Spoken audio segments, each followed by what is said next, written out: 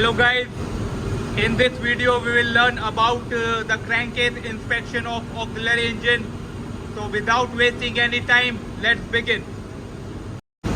So first of all, what we have to do, we have to stop the engine, wait for some time to cool down the engine, and then we have to starting block. Secondly, switch off the lube oil priming pump.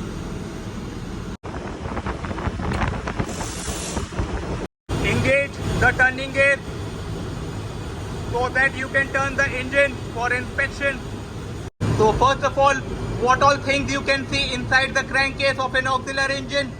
Here you can see this is the liner, this is the connecting rod, this is the foot of connecting rod, this is secured with the help of hydraulic nuts, this is the upper part of crank pin bearing, this is the lower part of crank pin bearing, this is also secured with the help of hydraulic nuts.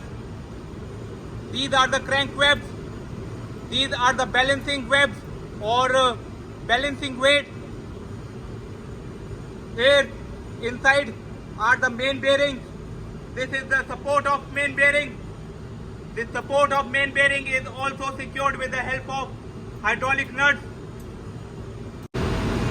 So first of all, we have to check the general condition of the lube oil.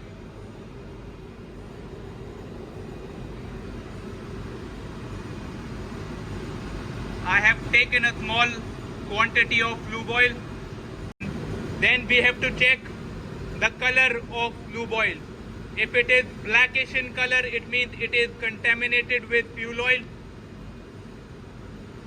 And if it has some carbon particles, it means the blow pass is taking place.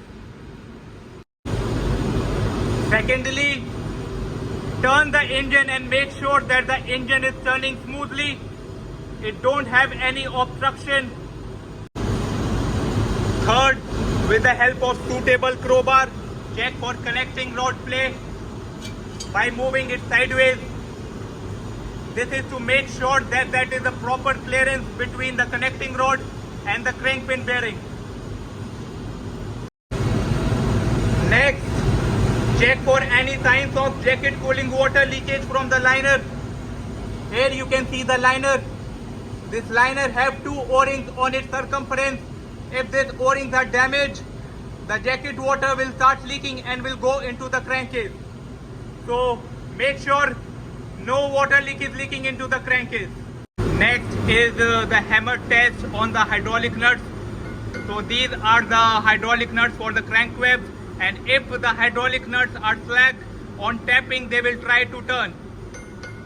So tap it slightly and make sure that the nuts are not turning.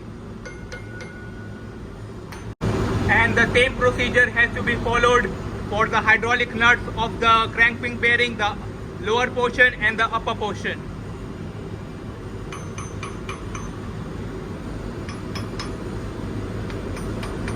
Make sure not to hit on the threaded portion of the bolts.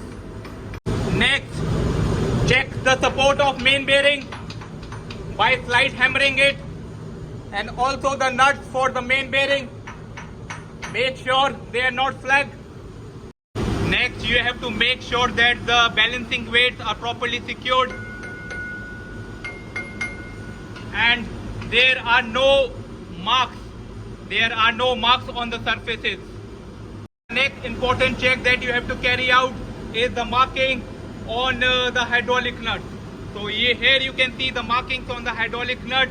If these markings are not in the same line, it means that the hydraulic nuts have started to loosen it, and in that case you have to tighten them again. Next, you have to check the condition of the liner. Take the unit to such a position that you can check the condition. So check for the horning marks, check for any hot spot, check for any other scratches. Make sure it is in good condition.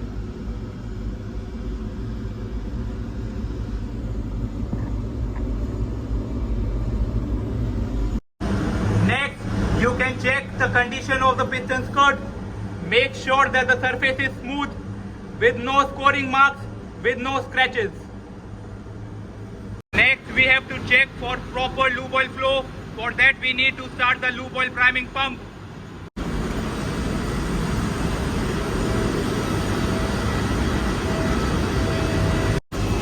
So after waiting around 30 to 40 seconds, the lube oil has started flowing. You can see the lube oil is passing from the piston area.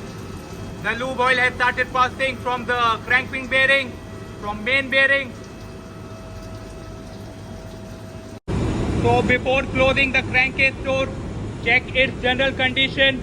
Check the condition of the O-ring. Make sure the O-ring is not hard and put it properly in place. Secondly, make sure that this crankcase door, which is made up of cast iron, is not cracked from the surface. Check it is in good condition.